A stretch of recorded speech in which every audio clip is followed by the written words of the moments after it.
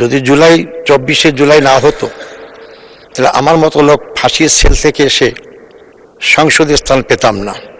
আমি আজকে আমার নির্বাচনী এলাকা রংপুর 2 বদগঞ্জ তারাগঞ্জবাসীকেও আন্তরিক ধন্যবাদ জানাই যে তারা ভোট না দিলে আজকে আমি সংসদে আসতে পারতাম না এবং আজকে আমি কথা বলার সুযোগ পেতাম না।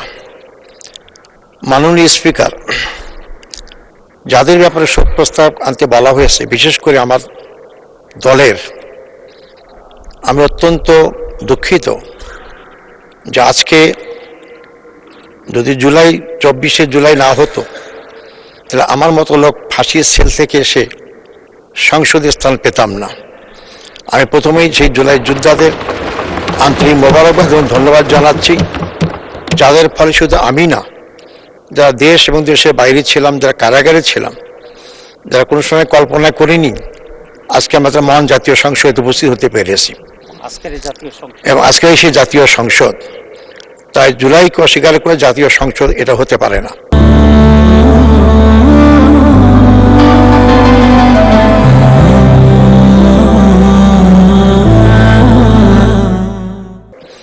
মাননীয় স্পিকার, মরহুমা বেগম খালেদা জিয়া, আমি তাকে দীর্ঘদিন ধরে জানি, তার পাশে কাজ করেছি। আমি যখন ঢাকা মহানগরীতে দায়িত্ব পালন করেছি তখন থেকে আমরা স্বৈরাচারী আন্দোলনে তার পাশে ছিলাম। তাকে অত্যন্ত কাছে থেকে আমরা জানি এবং চিনি। তিনি আপাত মস্তক একজন বাংলাদেশ প্রেমিক মহিলা ছিলেন, তিনি দেশপ্রেমিক মহিলা ছিলেন। তিনি দেশের স্বার্থের বাইরে অন্য কোনো কথা চিন্তা করেননি। এমনকি তাকে দেশ থেকে বিতাড়িত করার চেষ্টা করা হয়েছে, তিনি আপোষহীন ছিলেন, তিনি দেশ থেকে বিতাড়িত হন নাই। তিনি বলেছেন যে আমার দেশের বাইরে কোনো জায়গা নেই থাকার, বাংলাদেশই আমার জায়গার স্থান।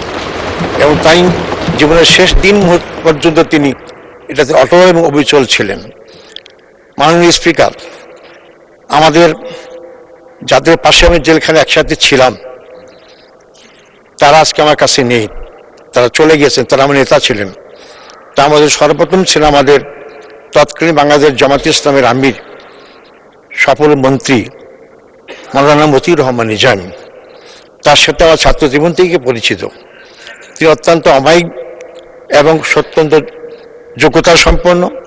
তিনি অত্যন্ত সফলভাবে তার 2টি মন্ত্রণালয় পরিচালনা করেছেন এবং তার বিরুদ্ধে কেউ একটি টাকার আত্মসাতের কোনো অভিযোগ পেশ করতে পারেননি।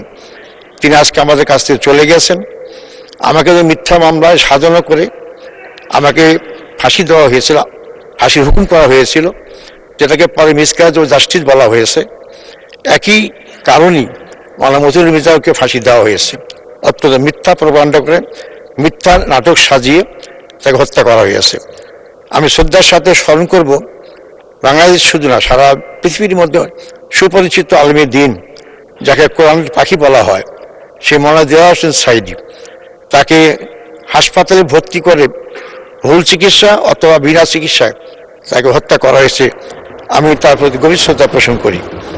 আজকে যারা আমাদের কাছ থেকে বিদায় নিয়েছেন তার মধ্যে আমাদের সফল মন্ত্রী, তৎকালীন বাংলাদেশ জামাত ইসলামী সেক্রেটারি জেনারেল জনাব আলী হাসান মুজাহিদ, তাকে একই মামলায় হত্যা করা হয়েছে।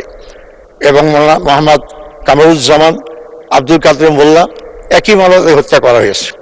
প্রবীণ রাজনীতিবিদ, যিনি ইউনিয়ন কাউন্সিল মেম্বার থেকে জাতীয় সংসদে 5 বার এমপি নির্বাচিত হয়েছিলেন, মানে আব্দুল সোবান, তাকেও জেলখানায় অত্যন্ত কষ্ট দিয়ে হত্যা করা হয়েছে। মাননীয় স্পিকার, আমি যারা আরও অনেক নাম আছেন এবং জুলাই যোদ্ধা শহীদ আছেন, আমি তাদের সবাইকে শ্রদ্ধার সাথে স্মরণ করি, তাদের শোকশান্ত পরিবারের প্রতি সমবেদনা জ্ঞাপন করি এবং আল্লাহর কাছে কায়েমত দোয়া করি আল্লাহ তাদের সব নেক আমল কবুল করেন এবং জান্নাতের উচ্চতম দান করেন, জান্নাতুল ফেরদৌস দান করেন।